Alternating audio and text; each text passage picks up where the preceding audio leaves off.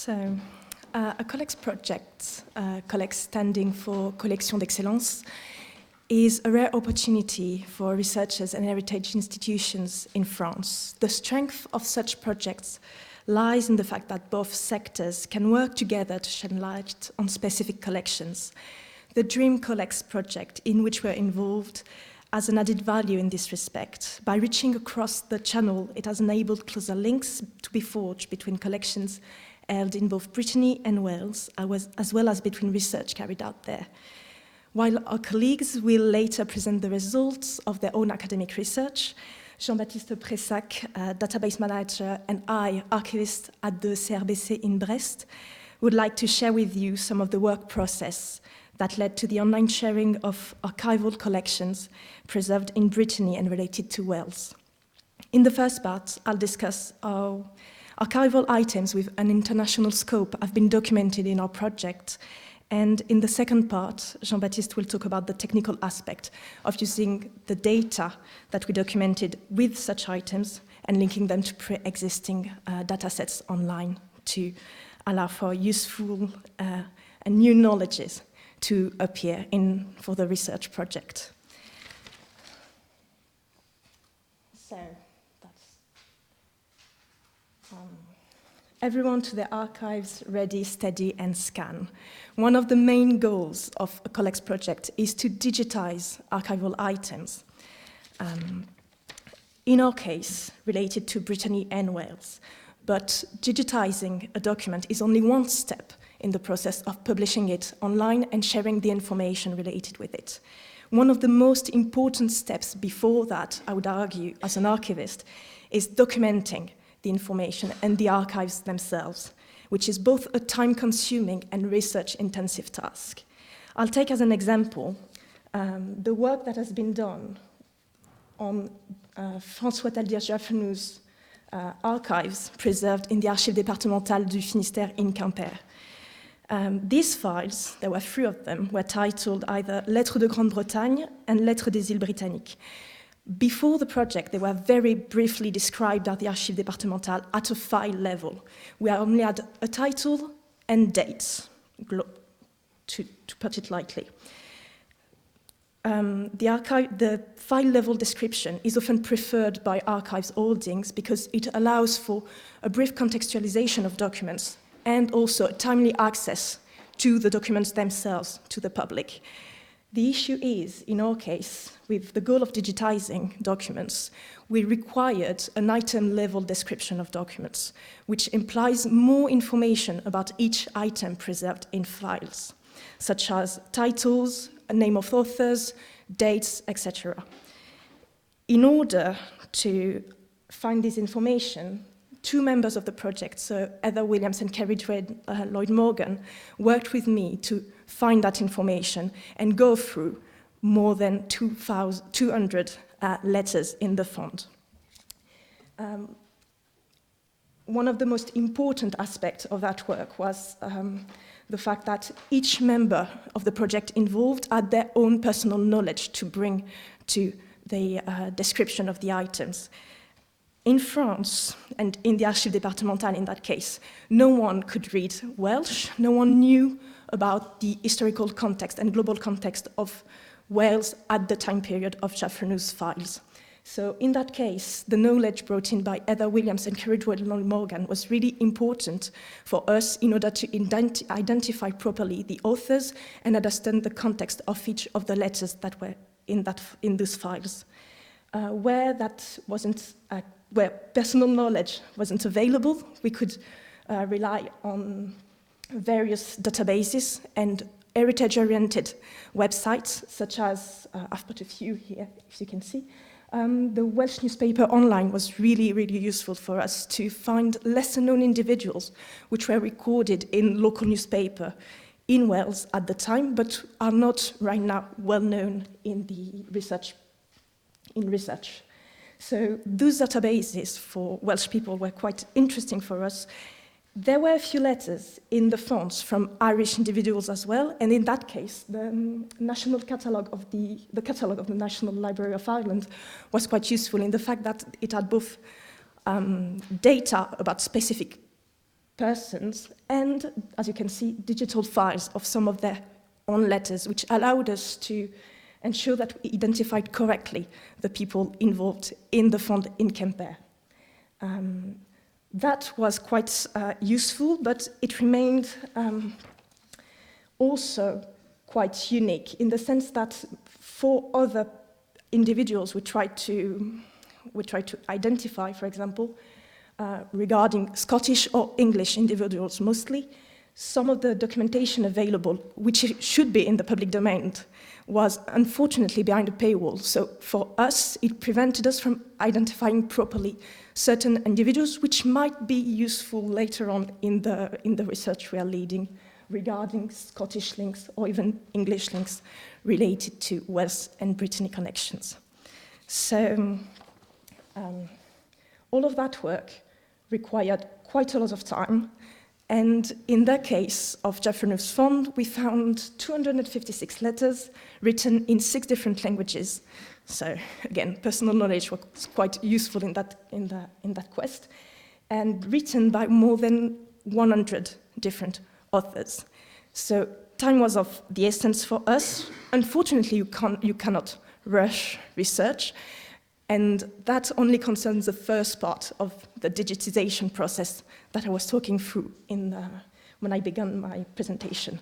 So the first part is documenting, but once that is done, you need to do the actual digitization of the documents. That can take also quite a lot of time. I've put here an example, which is the most recent one we have at the Centre de Recherche Bretonne et Celtique, which is the digitization of 24 19th century manuscripts of Breton plays from the Lesquifeu collection. As you can see, the physical conditions of these items vary greatly. Some are very well preserved, well bound. The ink is still perfect, the paper is not torn. Although others are quite in the bad shape in terms of preservation status. So this required quite a lot of time and work from our colleague Morgane Lecoz. She managed to digitize with our laboratory, with the CRBC's own scanner, more than 5,000 files, so 5,000 pages in 53 hours. To give you an idea, for the Geoffrey New's fund, the documentation and digitization of the 200 and more pages required more than 10 months before they were published online and shared to the public. So I think one of the most important points I want to raise here is the fact that working item by item, which is important for digitization and sharing online documents, is a time-consuming task that unfortunately cannot be reduced and needs to be pursued in order to have available data that then can be added to data sets that link our information with the information preserved in other institutions or produced by other research centers. But I think that's Jean-Baptiste who will talk to you about it.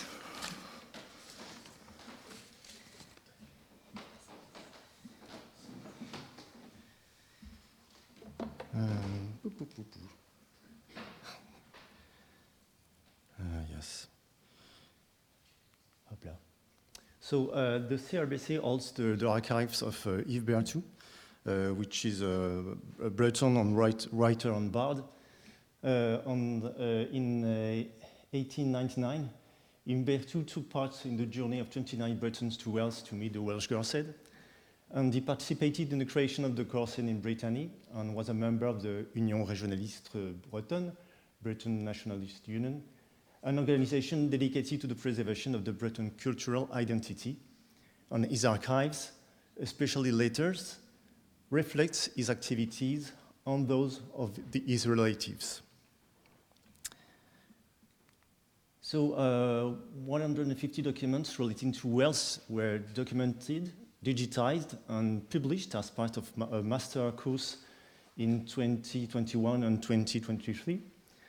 And as part of DREAM, our Welsh colleagues, Heather Williams and Cerridwen Lloyd Morgan, have corrected and enriched the metadata of these documents. So they notably identify Welsh authors and recipients of the letters. Those documents are published on the CRBC's digital library, which is Omeka-based, on Nakala. And Nacala is a repository, is a French national repository operated by Humanum, which is an infrastructure operated by the CNRS, le Centre National de Recherche Scientifique. And Nacala is a free space for depositing and sharing all types of humanities and social science research data, like text files, audio, video, images, etc. And Nacala has the benefit, well, the advantage to be free of charge. Ah, oui, c'est celui-là. Hop. Nacala has many advantages over our digital library. It is IIIF compatible. IIIF is a computer protocol which provides a standardized method of describing and delivering images over the web.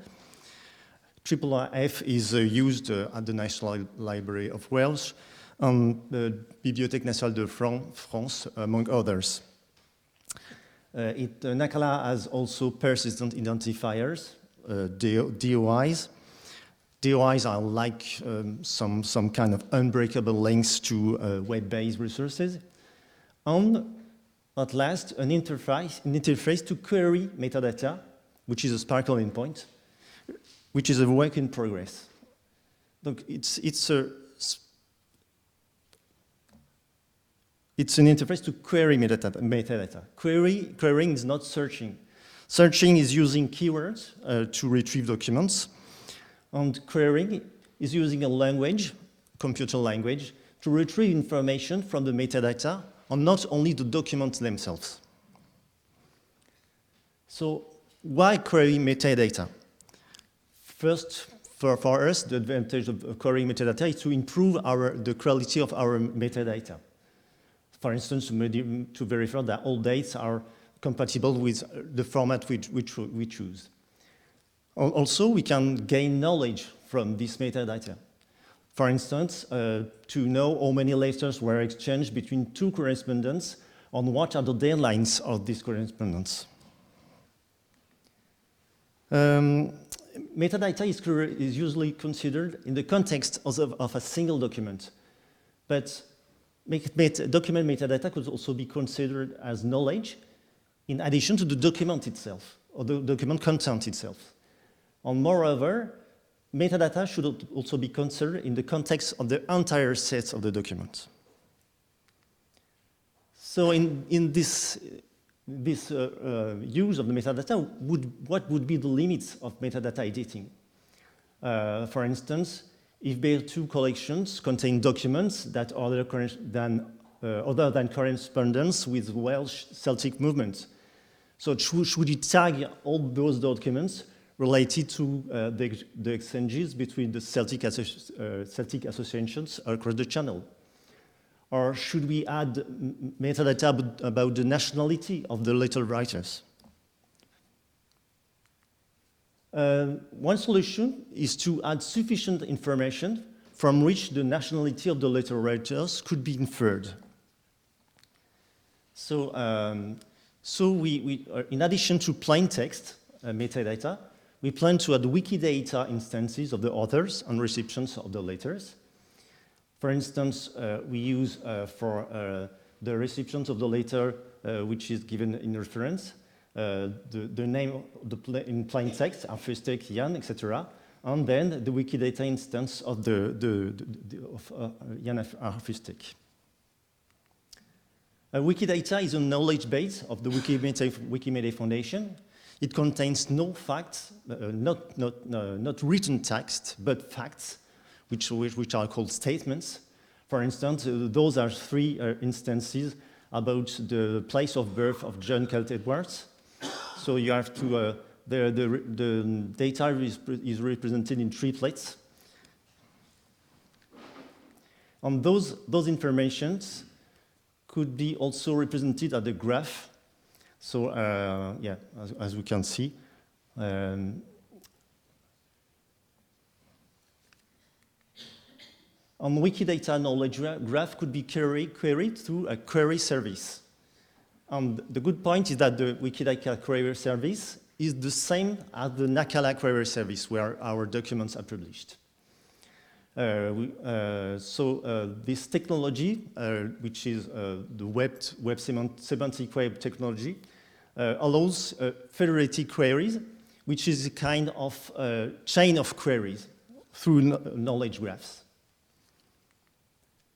So if we want to query a list of authors of Hubertus collection documents born in Wales, the query could be dispatched between Nacala and Wikidata query services. So the list of authors of Hubertus collection documents, that's the Nacala's part, which retrieves Wikidata items. And born in Wales is the Wikidata part, which retrieves the place of birth from the Wikidata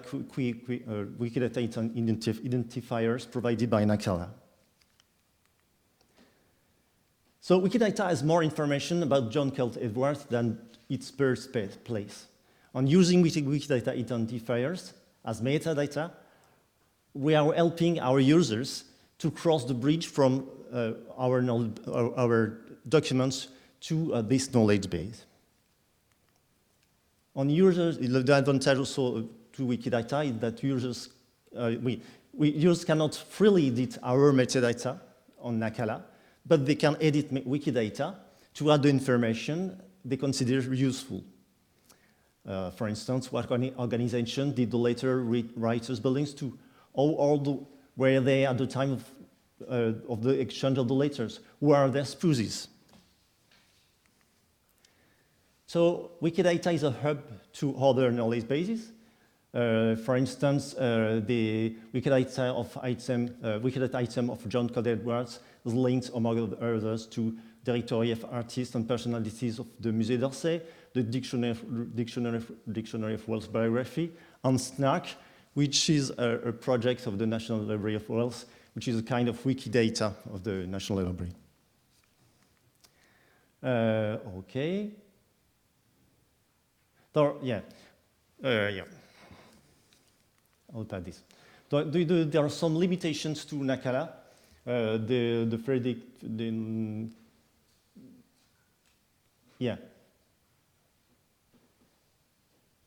Yeah, but we can discuss to these points in the questions, and I'll let you to make the conclusion.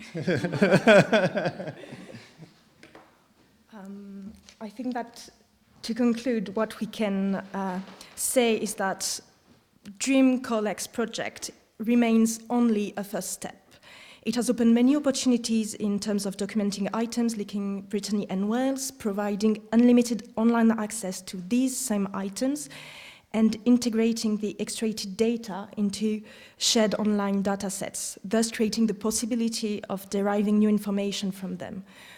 Again, it is only a first step, and hopefully not the last. If you want to follow the rest of the project and what will be happening, you can follow the research blog, the blog from the research project, which is available at this address, and hopefully we will be able soon to add new information and new research to it.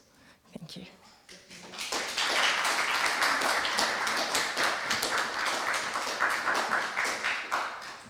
Diolch yn fawr iawn I chi. Yn siaradwr nesaf ni ydy Catrin Mackie, ac mae Catrin yn fyfyrwraig ym Mhrifysgol Rhydychen ac wedi derbyn ysgoloriaeth I fod yn rhan o'r prosiect hwn.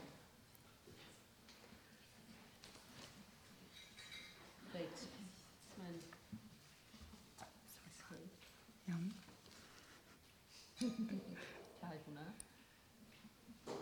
Catrin. Hwnna di o? Ie. A wedyn, i symud. Jyst I symud ymlaen, fi jyst yn cymryd. Helo, bore da I chi gyd. Fy enw yw Catrin Mackie, a rwy'n astudio Ffrangeg a Rwsieg ym Mhrifysgol Rhydychen.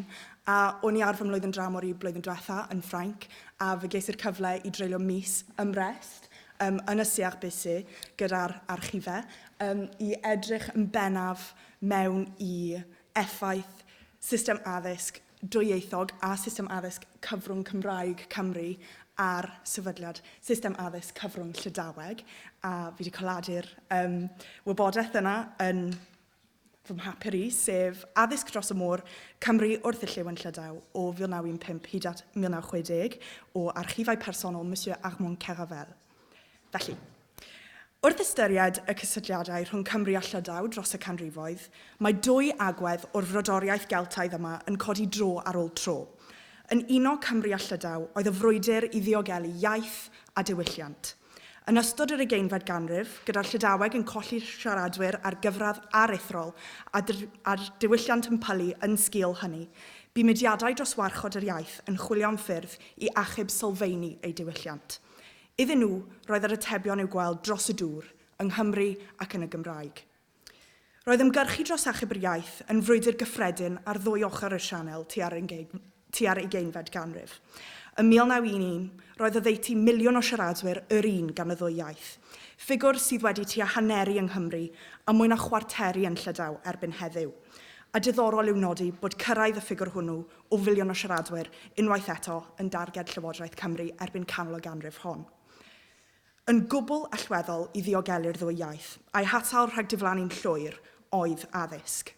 Roedd y drefn yng Nghymru yn cynnig gobaith ac arweiniad i'r rheini yn Llydaw oedd mor awyddus i weld eu iaith yn ffynnu, rhaid pwysleisio mae dim ond megis dechrau oedd y drefn honno yng Nghymru. Agorwyd yr ysgol gynradd cyfrwng Cymraeg gyntaf gan yr Urdd ym 1939, yr ysgol uwchradd ddwyieithog gyntaf ym 1956, a'r ysgol uwchradd cyfrwng Cymraeg gyntaf yn 1962. Ond gwelodd y Llydawyr botensial yn y system, ac roeddent yn benderfynol o'i hefelychu. Mae canfyddiadau fy ymchwil yn ffocysu ar archifau personol Monsieur Armand Caravel, aelod blaenllaw o'r grŵp diwylliannol Archfals, sef mudiad dros addysg cyfrwng Llydaweg, a'r Fondation Culturelle Breton.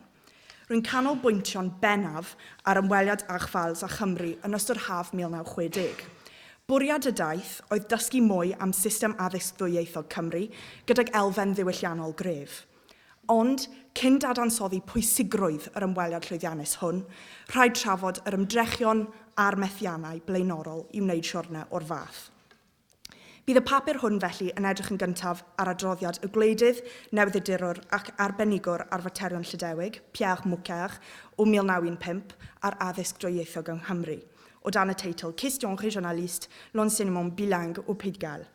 Byddaf wedyn yn ystyried ymgais aflwyddiannus y Llydawyr i ymweld â Chymru gyda Llywodraeth Ffrainc mwyn ysgrifennu adroddiad swyddogol ar y gyfundrefn addysg ym 1956, ac yna byddaf yn troi at brif thema fy ymchwil, sef ymweliad Archfals a Chaerdydd ym 1960 a goblygiadau yr ymweliad hwnnw.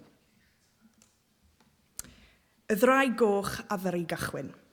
Ers dechrau'r 20fed ganrif, roedd y mudiad Llydaweg yn awyddus iawn i astudio ac efelychu llwyddiannau cynnar yr ymgyrch dros addysg cyfrwng Cymraeg. Yn adroddiad Pierre Mouquer o 1915, gyda rhagair gan Joseph Loth, mae'r pwyslais ar y cysylltiad holl bwysig rhwng diwylliant ac iaith yn amlwg.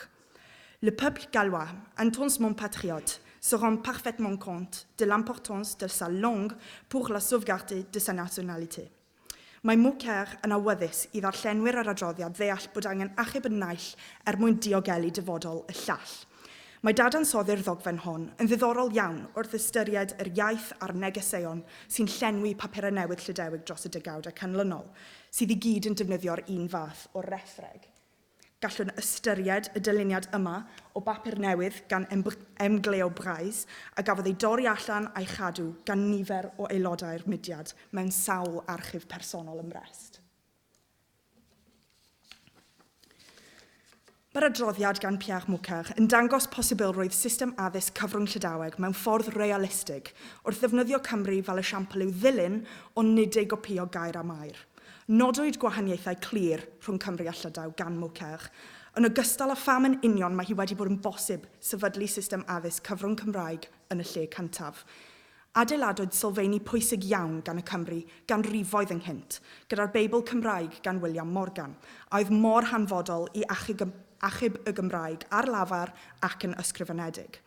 Datblygodd intelligensia Cymreig dros y canrifoedd nesaf, a thrwy hynny gorff o ysgoloriaeth a llenyddiaeth oedd yn bosib astudio yn y Gymraeg. Ni ddaeth y cyfle yma i'r Cymru yn hawdd, gyda brad y llyfrau geision yn y 19fed ganrif yn llosgi yn y cof I lawer. Yn ôl Mwcer, roedd y datblygiadau diwylliannol ac ysgolheigaidd yma yn gwbl absennol yn Llydaw ar ddechrau'r 20fed ganrif, ac nid oedd ei diwylliant mor ddatblygiedig, medda fe. Iddo fe, iaith ar lafar oedd Llydaweg, iaith y tir ac iaith y ffermydd, doedd ganddi mor gwreiddiau llenyddol.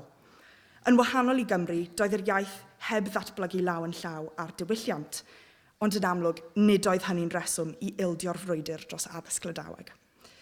Roedd hi'n ras, felly, I achub yr iaith. Roedd rhieni yn gyndyn I drosglwyddo'r iaith i'w plant ac yn ei hystyried yn fwy o rwystyr nac yn rodd i'w thrysori. I dorri ar draws yr ethreg yma, hon a loth yn ei ragair i'r adroddiad. Le seul remède, c'est l'enseignement du breton. Roedd Mwcer yn amlwg eisiau apelio at gynulleidfa tu hwnt I Lydaw, ac roedd eisiau pwysleisio bod Lloegr a Llywodraeth Prydain yn ei farn yn gefnogol o'r system addysg yng Nghymru, am ei bod yn gwella safonau darllen yn Saesneg yn ogystal a Chymraeg. Crynhoa felly gyda'r ddadl, on peut dire que défendre le breton, c'est combattre encore pour les intérêts même de la France. Roedd yr adroddiad yn gam sylweddol ymlaen. Nawr ymlaen i'r 1950au. Roedd dechrau'r 1950au yn gyfnod weddol obeithiol i'r mudiad. Yn 1951, roedd trafodaethau ar y proposition de loi sur l'enseignement des langues régionales yn parhau, a chafodd Cymru ei henwi fel y siampl blaengar yn y dogfennau yma, am fod Cymraeg erbyn y cyfnod hon se trouve enseigné à tous les degrés. Yn ystod y cyfnod hwn hefyd, daeth addysg cyfrwng Cymraeg yn destun trafod go iawn i'r cyhoedd, megis yn y golofn yn papur newydd wythnosol Le Combat pour la langue bretonne. Gallwn weld hefyd bod mwy o adroddiadau cyffredinol yn trafod y system addysg ddwyieithog yng Nghymru yn cael eu cyhoeddi a'i hatodi ar bapurau newydd yn Llydaw, megis yr un yma yn y Chronique Breton. Ym 1956, gwneithpwyd addewid gan Lywodraeth Ffrainc I bwyllgor CELIB, sef le Comité d'études et de liaison des entrées bretons, y byddai ymweliad I Gymru yn cael ei gynnal rhwng 1956 a 1957.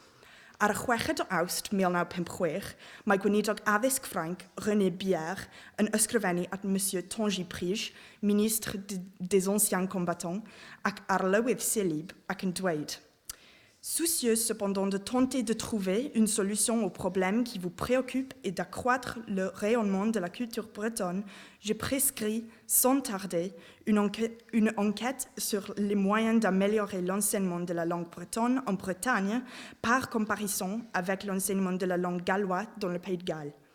Y bwriad oedd y byddai ymchwilwyr ac adolygwyr annibynnol gydag objectivité et d'impartialité yn edrych ar effeithlonrwydd system addysg yng Nghymru ac yn ystyried a fyddai'n bosib ei hefelychu yn Llydaw. Nid yw'n hollol glir pam o'r archifau personol, ond ni ddigwyddodd yr ymweliad hwn. Rhwng Medi a Thachwedd 1956, mae nifer o lythyron ac erthyglau yn sôn am yr addewid o ymweliad. Ond, wedi'r cyfnod addawol yma, does braidd dim sôn am yr ymweliad tan mis Ionawr 1957, pan mae llythyron ac erthygl papur newydd yn crybwyll beth fyddai'n digwydd en cas de non-execution. Mae'n debyg bod y mudiad yn ansicr erbyn hynny am yr ymweliad. Yn ystod y misoedd canlynol, roedd llythyron rhwng aelodau'r mudiad cyfan gan gynnwys sawl grŵp ac aelod blaenllaw megis yr FCB, CELIB, Cendalch ac Archfals wedi dechrau mynd yn bigog, ond mae yno fylchau ac nid yw'n bosib ar y foment I wybod yn union pa mae methiant y Llywodraeth I wireddu'r ymweliad wedi arwain atraniadau a dadlau o fewn y mudiad mor gyflym. Mae rhywbeth yn amlwg wedi mynd yn anghywir, yn debyg mewn trafodaethau yn dilyn yr addewid, a methiant y mudiad I cytuno ar ba dôn I ddefnyddio gyda'r Llywodraeth. Mae'r agwedd yma yn parhau tan diwedd y flwyddyn, ac yn mis Tachwedd 1957 mae yna golled ffydd llwyr, ac mae arweinydd Archfals ac Moncaravel yn ysgrifennu llythyr yn sôn am Monsieur Falchang o fudiad Cendalch. Selon lui, le ministère ne pourra pas envoyer en mission là-bas, au Pays de Galles, et il faudrait essayer d'obtenir autre chose en échange de la non-réalisation de la promesse. Ac yna, ar yr 11 o Dachwedd 1957, ysgrifennodd Armand Caravel at ei ffrind Monsieur G. Martré yn dweud: J'ai eu une sérieuse défaillance nerveuse début octobre et j'ai dû suspendre toutes mes activités durant plusieurs semaines. Et là, rien ne va très bien dans notre fichu mouvement breton. L'enseignement du breton se trouve dans une situation difficile et le seul responsable n'est pas le responsable. Il y a aussi la mollesse, l'insouciance et l'état de perpétuelle division des Bretons eux-mêmes. Geiriau trwm ydynt ac adlais o fythiannau diplomyddol cynharach. Gallai'r gweld olion ymweliad grŵp o Gymru Lydaw ym 1947 gyda'r Eisteddfod, ac yna o draddodiad o'r Llywodraeth Ffrengig yn ceisio ymharu yn y berthynas rhwng Cymru a Llydaw, a oedd yn tyfu o fod yn un diwylliannol yn unig i fod yn un gwleidyddol yn ogystal. Felly, erbyn diwedd y 1950au, doedd pethau ddim yn edrych yn obeithiol. Gall yn gymryd bod aelodau'r mudiad yn ei siom a'i rhwystredigaeth wedi troi ar ei gilydd ac yn barod i gefnu ar unrhyw addewid gwag arall gan y wladwriaeth. Fy benderfynu nhw ati felly i fynd ati i drefnu eu hymweliadau eu hunain i Gymru mewn grwpiau llai. Bydd rhan nesaf fy ymchwil yn ffocysu ar ymweliad diwylliannol cynhwysfawr gan y mudiad Achfals i Gaerdydd am bythefnos ym 1960 ym mis Awst, gydag Armand Carafel o Achfals a Dr Glyn Ashton o Goleg Prifysgol Caerdydd yn Arwain. O'r 9 ar 20 o Orffennaf tan y 12 o Awst 1960, roedd y grŵp o Lydaw wedi profi'r gorau o ddiwylliant Cymru, yn enwedig am fod yr Eisteddfod Genedlaethol yng Nghaerdydd yr wythnos gyntaf o fis Awst. Gan fod yr ymweliad yn digwydd yn ystod y gwyliau haf, nid oedd cyfle gan yr ymwelwyr o Lydaw i weld y system addysg ddwyieithog ar waith, fel biasau'r oncet offisiel o 1957 wedi gwneud. Ond nid oedd hwn yn beth gwael, am fod y ffocws wedi medru symud o greu adroddiad ffurfiol yn unig, ac roedd yr ymwelwyr yn medru profi mwy o agweddau diwylliannol. Yn ystod haf 1959, cysylltodd Armand Carafel, aelod blaenllaw o fudiad Achfals, a oedd yn ffocysu ar yr ymgyrch dros addysg cyfrwng Llydaweg, gyda Dr Glyn Ashton, llyfrgellydd yng Ngholeg Prifysgol Caerdydd. Roeddent yn trafod Caerdydd fel lleoliad nesaf i gynnal Ysgol Haf Achfals, ymweliad diwylliannol ac addysgiadol blynyddol y grŵp. Ers sefydliad Achfals ym 1933, cynhaliwyd 40 sgol hanf ar draws Llydaw, gyda'r cyntaf ym 1946. Y trip i Gaerdydd oedd y 15fed, a hefyd y cyntaf tu allan i Lydaw.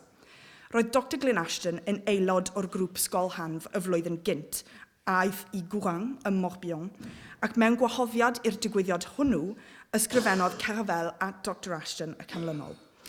Plusieurs de nos militants connaissent le Pays de Galles, quelques-uns ont étudié le gallois. Tous aimeraient être au courant du mouvement culturel gallois, mouvement qui embrasse toute la population et réalise précisément ce que nous voudrions voir réussir dans notre Bretagne. Yn yr archifau, mae yna un llythyr a sawl llun gopi. Dyma'r llythyr hwnnw. Datganiad swyddogol gan Achfals yw hi, sy'n egluro ei bwriad.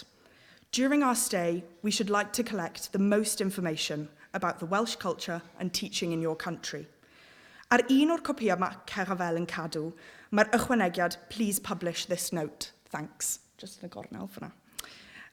Roedd y wasg yn hynod o werthfawr wrth hyrwyddo'r ymweliad.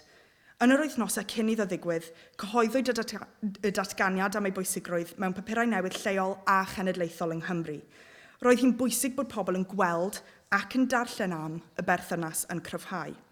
Mae'n amlwg nad ymweliad arwydd y cael yr Llydawyr yn unig oedd Ysgol Hanf Caerdydd, ond cyfle i Gymru fagu hyder yn ei rôl blaengar fel gwlad yn ymfalchio yn ei iaith leiafrifol ac yn enyn parch wrth gwneud hynny. Roedd yn gyfle i Gymru berfformio. Gwnaethpwyd trefniadau manwl iawn gan Dr Ashton ac Armand Carafel. Mae'r llythyron sy'n sôn am drefniadau'r ymweliad i gyd wedi ei hysgrifennu yn Saesneg ac yn Ffrangeg, ond nid yw hynny allan o ddewis. Braf iawn oedd gweld pobl o'r ochr Gymreig yn ysgrifennu brawddeg yn Llydaweg i gloi'r llythyron neu'n ymddiheurio am safon ei Ffrangeg fel ni'n neud fan hyn. Mae'r parch a chydweithrediad rhwng y ddwy ochr yn esiampl clir o'r échange culturel oedd i ddod dros y bythefnos yng Nghymru, yn ogystal â'r rhestr pacio ar ddarparwyd gan Carafel i'r teithwyr o bethau pwysig i'w cofio. Yn ogystal ag arian a phasbort, roedd y rhestr yn cynnwys costwm a champ a étudier. Mae'r archifau personol yn llawn amserlenni, fel yr un mawr yma, Roedd yr Eisteddfod, Amgueddfa Genedlaethol Cymru, y BBC a Phlaid Cymru yn rhan o'r amserlen a'r trefniadau. Yn ogystal â sawl darlith, cynhaliwyd trafodaethau a gwersi Cymraeg bob bore gan Dr Ashton, ac ambell noson lawen hefyd. Dyma ddisgrifiad o gynnwys academaidd yr ymweliad ym mhapur newydd Le Télégramme.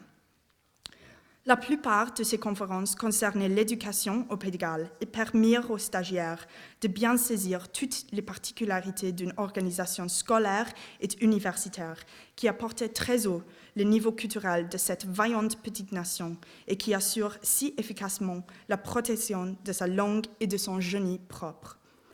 Rhywbeth a oedd yn hollol allweddol i'r ymweliad yn y pen draw, ond nad oedd ei weld o gwbl yn y trefniadau, oedd cyfarfod gyda Sir Ben Bowen Thomas, cawr ym meysydd addysg a diplomyddiaeth Cymreig.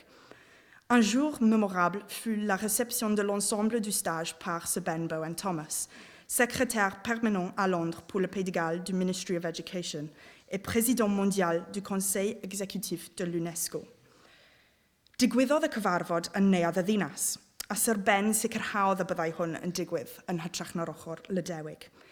Ni fyddai'r Llydawyr yn medru dod o hyd i rywun mwy profiadol na Sir Ben i ofyn am sut i greu system addysg i ddysgu iaith Geltaidd.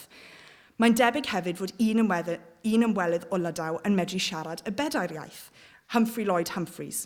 Cafodd ei enwi yn un o erthyglau Le Télégramme wedi'r ymweliad, a mae fe oedd yn bresennol yn y cyfarfod gyda Sir Ben Bowen Thomas i gyfieithu cwestiynau ac atebion rhwngddo fe a'r Llydawyr. Mae hwn o'r un erthygl papur newydd. Durant plus d'une heure et demie, un échange de vues en 4 langues, gallois, breton, anglais et français, à la fois très élevé et très amical, Sir Ben Bowen Thomas invita les maîtres bretons à lui poser des questions sur le système d'éducation gallois et britannique. Roedd yr ymweliad yn llawer fwy llwyddiannus na'r disgwyl. Yn y llythyron cynnar, mae Carafel yn sôn am 20 o deithwyr i Gaerdydd, ac felly trefnodd Dr Ashton leti yn ysgol arbennig y Balfa i 30 o bobl. Ond, erbyn y rhestr terfynol, roedd y nifer wedi mwy na dyblu, gyda 56 enw arno, gan gynnwys rhai o gewri'r mudiad, megis Pierre Elia, Charles Le Gall ac André Le Mercier. Nid oes llawer o ddeunydd yn sôn am unrhyw un o effeithiau hir dymor yr ymweliad, yn enwedig ar lefel lywodraethol. Wedi dweud hynny, fe wnaeth yr ymweliad brofi yn fwy nag unrhyw oncet offisiel bod cefnogwyr gan y Llydawyr tu hwnt i'r sianel a thu hwnt i'r ffiniau a osodwyd gan Llywodraeth ei gwlad.